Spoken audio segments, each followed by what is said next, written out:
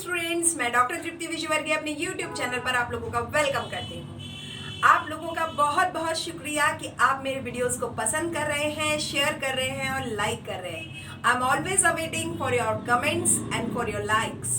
Thank you very much. इसी class के आगे हम आगे बढ़ रहे हैं चेंज मैनेजमेंट के कुछ नए और बातों को जानने के लिए। लास्ट वीडियो में मैंने आपको चेंज मैनेजमेंट का एक छोटा सा इंट्रोडक्शन और उसके कुछ फेसेस बताए थे। 4 फेसेस को जब मैंने बता दिया है, अब थोड़ा और आगे बढ़ते हैं। देखो, चेंज मैनेजमेंट एक बहुत बड़ा टॉपिक है और बहुत सारे कंपटीशन के एग्जाम्स में सिलेबस में कवरिंग किया जाता है चेंज मैनेजमेंट को। एमबीए की क्लासेस में चेंज मैनेजमेंट अगर आपने नहीं पढ़ा तो आपने कुछ नहीं पढ़ा, ये मान लीजिए। किसी भी बिजनेस को, किसी भी ऑर्गेनाइजेशन को, किसी भी सोसाइटी को, किसी भी इकोनॉमी को रन करने के लिए it is very needed to how to manage the change and how to manage the resistance of change. तो इसीलिए इस चेंज मैनेजमेंट के टॉपिक को मैं कुछ पार्ट्स में कवर करने वाली हूँ। आज की क्लास में मैं आपको बताने वाली हूँ इसके क्या तो फीचर्स हैं और क्या इसके रीजन है, चेंज की जरूरत क्यों पड़ती है, और लास्ट में मैं आपको बताने वाली हूँ कि इसका चेंज मैनेजमेंट का ओरिजिनेशन कब हुआ था। राइट, तो आज की क्लास स्टार्ट करें। Let's start. सबसे पहले कुछ इसके फीचर्स की बात करते हैं। The number 1, the most important thing is it is an alteration of. एक वर्ड आ रहा है ऑल्टरेशन। ऑल्टरेशन का मतलब होता है विकल्प। ये एक विकल्प होता है किसी भी ऑर्गेनाइजेशन में। कंपनी की जो स्ट्रेटेजी होती है या ऑर्गेनाइजेशन का जो कल्चर होता है, उसमें चेंज की वजह से ही बदलाव आता है और बदलाव की वजह से ही ये परिणाम होता है कि उसका वातावरण या उसका ढांचा या टेक्नोलॉजी या लोग, यानी तकनीक, पीपल, उसका स्ट्रक्चर या उसका एनवायरनमेंट वो बदल जाता है just because of the alteration. क्यों ना हम ये नहीं कुछ और करके देखें। तो ये जो कुछ और करके देखते हैं वही हमारे बदलाव का इंडिकेशन है।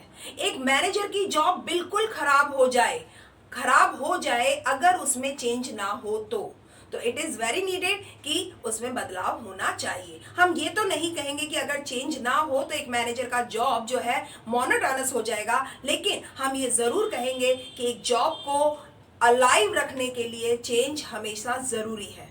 अच्छा मैनेजर तो हमेशा, अगर हम बात करेंगे it is very necessary, otherwise क्यों ये जरूरी है, अदरवाइज तो पूरी लाइफ ही मोनोटोनस हो जाए, सब कुछ स्टैटिक मोड पे आ जाए, सब कुछ शांत हो जाए और कोई भी बदलाव ना हो। तो इसलिए डायनामिक बने रहने के लिए, एनर्जाइज रहने के लिए चेंज इज वेरी नेसेसरी। तो कहना चाहिए गुड मैनेजर्स जो होते हैं वो हमेशा चेंज को एक्सपेक्ट करते हैं। क्यों? क्योंकि गुड मैनेजर्स हमेशा ये मानते हैं कि कंपनी के एनवायरनमेंट में अगर कॉम्पिटेंस बना के रखनी है तो ये बहुत ज्यादा जरूरी है। इसीलिए हम स्ट्रक्चर में अल्टरेशन करते रहते हैं, जैसे जॉब का डिजाइन बदलते हैं, स्पान ऑफ कंट्रोल में बदलाव लाते हैं, अथॉरिटी और जो एम्प्लॉय है उनके बीच की रिलेशनशिप में या कोऑर्डिनेशन मैकेनिज्म में बहुत सारी चीजों में बदलाव लाते हैं। टेक्नोलॉजी जो होती है, चाहे वो इक्विपमेंट से रिलेटेड हो, वर्क प्रोसेस से रिलेटेड हो या वर्क मेथड से रिलेटेड हो, उसमें हम बदलाव करते रहते हैं ताकि कि साथ ही जो लोग हैं उनके बिहेवियर, उनके परसेप्शन, उनके एक्सपेक्टेशन या उनके एटीट्यूड्स, इन सब में भी बदलाव ऑटोमेटिकली आता रहता है। क्योंकि लोग बदलते हैं, क्योंकि तकनीक बदलती है, क्योंकि स्ट्रक्चर बदलता है और क्योंकि बहुत सारी चीजें जो बदलती हैं, इस वजह से एक संस्था के स्ट्रक्चर में ऑटोमेटिक है कि चेंज होता ही होता है। तो ये खास फीचर्स हैं कि जो चेंज है इसमें हमेशा गुड मैनेजर्स इसको एक्सपेक्ट करते हैं। अब जरा बात करते हैं क्या कारण है चेंज के। चेंज में क्या ऐसे रीजंस काम करते हैं? 2 तरह के रीजंस की बात करेंगे। एक इंटरनल रीजंस होते हैं, एक एक्सटर्नल रीजंस होते हैं। इंटरनल रीजंस की अगर हम बात करते हैं तो जो भी कंपनी या कॉरपोरेट है उसकी जो स्ट्रेटेजी होती है, ये अंदरूनी कारण होते हैं चेंज में, कि उसकी पॉलिसी में, उसके प्लानिंग में कोई बदलाव हो रहा होता है। यानी ये एक अनयूजुअल होगा अगर किसी ऑर्गेनाइजेशन में बदलाव ही ना हो उसकी रणनीति में।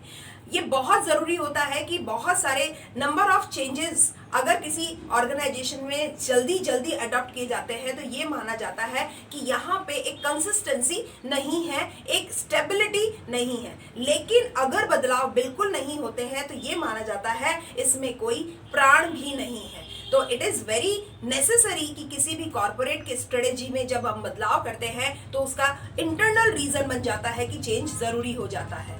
बहुत सारे मर्जर हो सकते हैं किसी भी ऑर्गेनाइजेशन में कि हम किसी ऑर्गेनाइजेशन को एक्ट कर रहे हैं, ई कॉमर्स बिजनेस को इन्वॉल्व कर रहे हैं या ऑनलाइन बिजनेस को इन्वॉल्व कर रहे हैं, तो उसकी स्ट्रेटेजी में ऑब्वियस है कि बदलाव लाना ही पड़ेगा। दूसरा कारण होता है इंटरनल में वर्कफोर्स।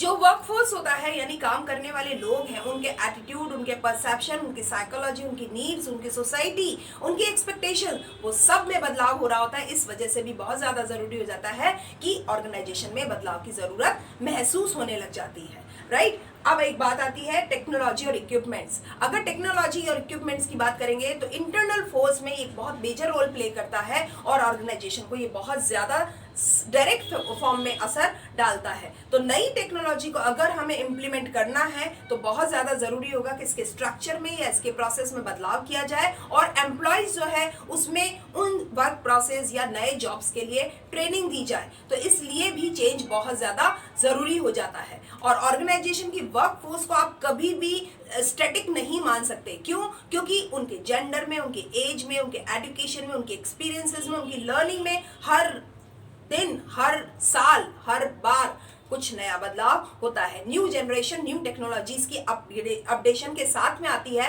दैट्स व्हाई चेंज तो बहुत ज़्यादा ज़रूरी होता है। जब लोग छोड़ के चले जाते हैं और नए लोग ज्वाइन करते हैं तो नए लोगों की नई एजुकेशन पॉलिसी, नई सोच, नए विचार, नए दिमागदारियां, नई तकनीक के साथ जो उनका नो हाउ होता है उस चीज़ को कोऑर्डिनेट करने के लिए चेंज बहुत ज़्यादा ज़रूरी होता है। तो एक मैनेजर हमेशा एक कोशिश करता है कि वो इस तरह से वर्क को डिज़ाइन करे, रीडिज़ाइन करे कि ताकि कि उनकी कैलिबर को, उनकी कैपेबिलिटीज़ को वो स्मार्टली यूज़ कर सके और जॉब रिक्वायरमेंट को वो पूरा कर सके। साथ के साथ में ना केवल जॉब की रिक्वायरमेंट बल्कि उन लोगों की स्किल्स को भी वो एक्सप्लोर कर सके, ठीक है। और उसके बाद में एक और चीज होती है एम्प्लॉय का एटीट्यूड। इंटरनल फोर्स की बात कर रहे हैं, एम्प्लॉय का जो एटीट्यूड होता है, उनको किस चीज से सेटिस्फैक्शन होता है, वो किस चीज से अपने आप को संतुष्ट महसूस करते हैं। कई बार नेगेटिव और पॉजिटिव फोर्सेस अप्लाई की जाती है मैनेजर्स की तरफ से, पर हमेशा नेगेटिव या हमेशा पॉजिटिव होना अच्छा नहीं होता। तो ये एक मैनेजर को ये देखना पड़ेगा कि कब वो चेंज होता है और कब वो नेगेटिव होता है तो लोग ज़्यादा उसको कंट्रोल में रख पाता है वो लोगों को, या वो पॉजिटिव होता है तो ज़्यादा लोग बेहतर काम करते हैं। इस तरह से उसको एक अपने आप को चेक करते रहना पड़ता है और एम्प्लॉय के एटीट्यूड को ऑब्जर्व करना होता है कि विच पॉलिसी विल वर्क बेटर, ठीक बात है। तो इसलिए इंटरनल फोर्सेस में ये सारी चीजें काम करती है। अब जरा बात करते हैं एक्सटर्नल फोर्सेस में। जब हम एक ऑर्गेनाइजेशन के बाहर की ताकतों की बात कर रहे हैं तो वो है सारी एक्सटर्नल फोर्सेस। उसमें एक मेजर रोल होता है मार्केट की सिचुएशन का। अब मार्केट की सिचुएशन ये कह रही है कि जो आपके हाथ में नहीं है, ग्लोबल मार्केट प्लेस हो चुका है। आज हर संस्था पूरे वैश्विक स्तर पर एक दूसरे से कनेक्टेड है। जब इस तरह की चीज़ें हो चुकी हैं कि इंटरनेशनलाइजेशन हो चुका है, डायनामिक सिचुएशंस क्रिएट हो चुकी हैं, तो आप कभी भी ये उम्मीद नहीं कर सकते कि कब कौन सा बदलाव हो जाएगा, और हर बदलाव को आप कंट्रोल भी नहीं कर सकते। तो अब आपके पास में चॉइस क्या रह जाती है, हर बदलाव जिसको आप कंट्रोल नहीं कर सकते उसके हिसाब से अपने आप को बदलना होगा।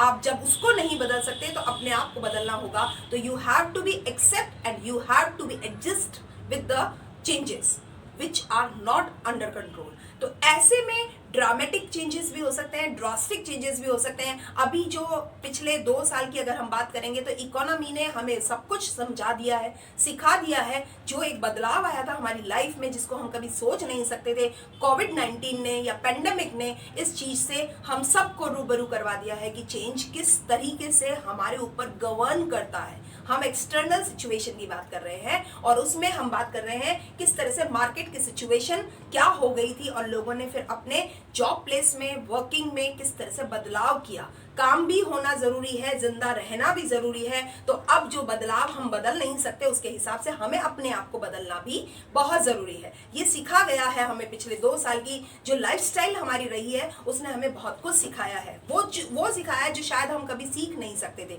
हमने कभी नहीं सोचा था कि हमारी लाइफस्टाइल इस तरह की हो सकती है। हम ग्राउंड टू अर्थ आ जाएंगे, हम अनसर्टेनिटी को एक्चुअल समझ पाएंगे, किस तरह से हमारी चीजें हाथ में से फिसल जाएंगी, ये हमने देखा है।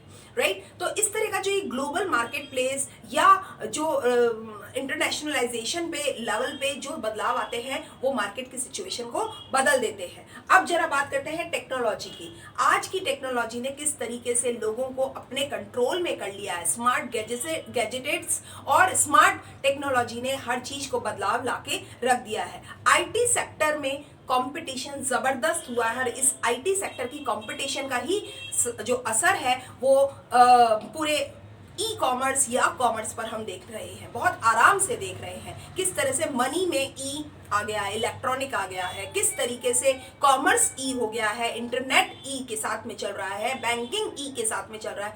All the things are govern with the electric mode पे और इंटरनेट की मदद से ये सब हम हमारी लाइफस्टाइल को बदल चुके हैं। तो ये सारी टेक्नोलॉजी का ही असर है। अब एक बात करते हैं गवर्नमेंट लॉज एंड रेगुलेशन। जब हमारा गवर्नमेंट लॉ को रेगुलेशन को बदलने का काम होता है, गवर्नमेंट की पॉलिसीज में बदलाव होता है, लॉ में कोई बदलाव होता है, जिस तरीके के हमारे फंक्शंस होते हैं, देखो चाहे रेगुलेशंस की बात कर लो चाहे लॉ की बात कर लो, ये सारी चीजें इंटरकनेक्टेड है। अगर मार्केट की सिचुएशन बदल रही है, अगर टेक्नोलॉजी बदल रही है, तो there must be a need of change in the government laws and regulation. And if there is a change in government laws and regulation, there is must a need of the change in the organisation. ये एक external force की तरह से काम करता है। You can not predict कि what the government is planning to make the policies. तो अगर इस तरह से जो होता है तो चाहे वो कोई टैक्स के रूप में आ सकती है, चाहे वो लेजिस्लेशन के फॉर्म में आ सकता है, इस तरह से जो भी बदलाव आता है। अब अगर हम बात करें, हम पहले वेट को फॉलो करते थे, अब हम जीएसटी और सीजीएसटी को फॉलो कर रहे हैं। आने वाले समय में हम साइबर लॉस को बहुत तेजी से हम मतलब डिजिटलाइज हो रहे हैं सब लोग, इस वजह से बहुत सारी चीजें बदल जाएंगी। तो ये जो सारा काम होगा वो सब चीजों ने गवर्नमेंट लॉज में बदलाव किया और गवर्नमेंट लॉज की वजह से हमारे अपने आप में हमको हमारे काम करने के तरीके में, हमारी संस्था को रन करने के तरीके में हमें बदलाव करना पड़ा है और करना पड़ेगा। आगे एक और कारण है इकोनॉमीज। जो इकोनॉमीज होती हैं उसमें हमेशा ड्रामेटिक फॉर्म में अप्स एंड डाउन्स आते रहते हैं। पूरी अर्थव्यवस्था उतार चढ़ाव से भरी हुई है। इसको हम प्रिडिक्ट नहीं कर सकते कि हमारा डोमेस्टिक मार्केट इंटरनेशनल मार्केट से प्रभावित होता है या इंटरनेशनल मार्केट हमारा डोमेस्टिक मार्केट से प्रभावित होता है। बहुत सारी चीजें हैं, कौन डोमिनेट करता है, कौन इन्फ्लुएंस होता है, तो ये सारी चीजें जो है हमारी लगातार चलती रहती है। तो ये जो फिनोमेनन है ये कहीं भी हम देख सकते हैं, चाहे फाइनेंशियल क्राइसिस में हम देख लो, चाहे इकोनॉमिक क्राइसिस में कह लो, प्रोडक्शन क्राइसिस में कह लो, हर जगह हम रिकॉग्नाइज करते हैं कि जितने भी पावरफुल कंट्रीज या नेशंस हैं वो हमेशा दूसरे देशों को हिट करते हैं, उनकी इकोनॉमी को हिलाते हैं और पूरे देश की, पूरे विश्व की इकोनॉमी हिल जाती है। इस समय प्रेजेंटली जो हमारा रूस और यूक्रेन का जो युद्ध चल रहा है उससे क्या हम पर असर नहीं आया है? हमारा जो व्यापार है उस पर असर नहीं आया है? बहुत असर आया है। आपको मालूम होगा कि ऑटोमोबाइल सेक्टर जो है इंडिया में 1 साल तक इसकी बुकिंग चल रही है, इस पे प्रोडक्शन हम नहीं देख पाएंगे जस्ट बिकॉज ऑफ कि बहुत सारी चीजें हैं जो हम केवल इंडिया में वो काम नहीं कर सकते, हमें दूसरे देशों की मदद लेनी पड़ती है। और रूस और यूक्रेन के युद्ध की वजह से या कुछ सुपर पावरफुल कंट्रीज के कुछ ब्लॉकेज होने की वजह से वो लोग पार्ट्स का या कुछ जो प्रोडक्शन में हेल्पफुल चीजें होती हैं उनका वो सप्लाई नहीं कर पा रहे हैं। कई ऐसी चीजें हो रही हैं। तो हमारे इंडिया में 1 साल तक ऑटोमोबाइल सेक्टर में 4 व्हीलर्स के प्रोडक्शन के लिए फुल वेटिंग चल रही है। केवल वेटिंग मतलब कतार में है, प्रोडक्शन नहीं हो पाएगा, पेंडिंग चल रही है वो चीजें। मतलब आप ये देखिए कि मार्केट तैयार है प्रोडक्शन देने के लिए, मार्केट कस्टमर तैयार है प्रोडक्शन लेने के लिए, पर just because of the lack of supply, lack of distribution of the things, there is no possibilities. ये फर्क पड़ता है हमें। तो ये इकोनॉमीज किस तरह से एक दूसरे को प्रभावित करती हैं। कोई भी एक बहुत बड़ी घटना हमेशा दूसरे देशों की अर्थव्यवस्थाओं को हिला के रख देती है। तो ये एक तरीके से एक्सटर्नल फोर्सेस फॉर नीड होता है। तो मेरे ख्याल से आपको अभी ये समझ में आ गया होगा कि जो नीड है चेंज के लिए जो नीड है उसके कारण कौन कौन से हो सकते हैं। दो हमने मेजर कारण कहे हैं, एक हमने इंटरनल कहा है और एक एक्सटर्नल कहा है। मैंने बहुत ज्यादा लंबा नहीं फैलाते हुए इंटरनल को भी हमने 4 ही भागों में डाला है और एक्सटर्नल को भी मैंने 4 ही हिस्सों में डाला है और उसको मैंने डिटेल में समझाने की कोशिश करी है। होपफुली आपको ये बात मेरी समझ में आई होगी। अब हम आज की क्लास के लास्ट पार्ट पे आ रहे हैं, that is the origination of change management. Change management का ओरिजिनेशन कैसे हुआ है, मैं चेंज की बात कर चुकी हूँ। Now I am talking about the change management. अब चेंज मैनेजमेंट के अगर उद्भव की बात, उदय की बात अगर हम बात करते हैं तो आप हमेशा याद रख लेना कि जितना भी जो मैनेजमेंट स्किल्स में या टेक्नोलॉजीज में बदलाव आता है उस वजह से हमें अपने मैनेजमेंट स्टाइल में बदलाव करना पड़ता है। दैट्स व्हाई कि चेंज का एक मैनेजमेंट करना पड़ता है। मतलब हम ये कहते हैं एक चीज सर्टेनली इन्फ्लुएंस करती है किसी दूसरी चीज को। Each and everything is interlinked, you can not separate the things, right. तो मैनेजमेंट में बिल्कुल ऐसा ही तो होता है। इंटरजॉइंट जो एक्टिविटीज हैं उस वजह से अगर तकनीक में बदलाव आ रहा है, अगर स्किल्स में बदलाव आ रहा है, अगर लोगों के एटीट्यूड में बदलाव आ रहा है तो हमें इसका मतलब बदलाव का भी तो मैनेजमेंट करना पड़ेगा। तो बदलाव का मैनेजमेंट अगर हम कहें तो जहां तक मुझे जो सोर्स मिले हैं वो ये कहते हैं 1950s में चेंज मैनेजमेंट शुरू हुआ था। चेंज हमेशा से है पर चेंज का मैनेजमेंट करना यानी परिवर्तन का प्रबंध करना ये 1950s के आसपास हुआ था, आज से लगभग 70 साल पहले। और ये वो टाइम था जहां पे हम मैनेजमेंट एक नए फॉर्म में पढ़ना शुरू कर रहे थे, एक नए फॉर्म में इंट्रोड्यूस कर रहे थे। जैसे उसमें टीम वर्क आ रहा था, ऑटोनॉमस ग्रुप्स बन रहे थे, या जो दो लोगों के बीच में लड़ाइयां चल रही थी। किन दो लोगों के बीच में लड़ाई चल रही थी? टॉप डाउन अप्रोच के बीच में और बॉटम अप अप्रोच के बीच में। ये एक नई टर्म मैं आपको आज की क्लास में इंट्रोड्यूस कर रही हूँ। नेक्स्ट क्लास में मैं इसी पे डिटेल में बात करने वाली हूँ। बहुत इंपॉर्टेंट अप्रोचेस है। मैं बात कर रही हूँ चेंज मैनेजमेंट की। तो चेंज मैनेजमेंट का origination just because of the war of 2 approaches की वजह से हुआ है। यानी 2 दृष्टिकोणों के बीच में एक द्वंद्व था। 2 दृष्टिकोण कौन से? सबसे पहला दृष्टिकोण था जो था टॉप डाउन, यानी जो ऊपर से नीचे की तरफ आता है, टॉप डाउन मैनेज जो अप्रोच होता है यानी अथॉरिटीज का जो होता है, और एक बॉटम अप अप्रोच है। इन दोनों के अप्रोचेस के बीच में एक द्वंद्व था, एक लड़ाई थी। जो एम्प्लॉयर होता है वो टॉप डाउन अप्रोच डेवलप करता है और जो एम्प्लॉय होता है वो बॉटम अप, वो नीचे से ऊपर की तरफ जाता है, वो ऊपर से नीचे की तरफ जाता है। इन दोनों ही दृष्टिकोणों के बीच में एक लड़ाई थी, एक द्वंद्व था, और ये लड़ाई और ये द्वंद्व ने ही चेंज मैनेजमेंट के ओरिजिनेशन को इंट्रोड्यूस करवाया, या कहना चाहिए इसकी एक नीड को क्रिएट किया था। तो क्या है ये दोनों अप्रोचेस, इस क्लास के आगे मैं आपको बताने वाली हूँ। आज की क्लास को मैं इतना ही पढ़ाऊंगी। आपको ये जानना अगर है तो नेक्स्ट क्लास में आपको मेरे आना ही होगा। इस क्लास को अटेंड करना बिल्कुल मत भूलिएगा। It is very important to understand the change management. आज की क्लास के लिए इतना ही। Thank you and keep watching my videos regularly.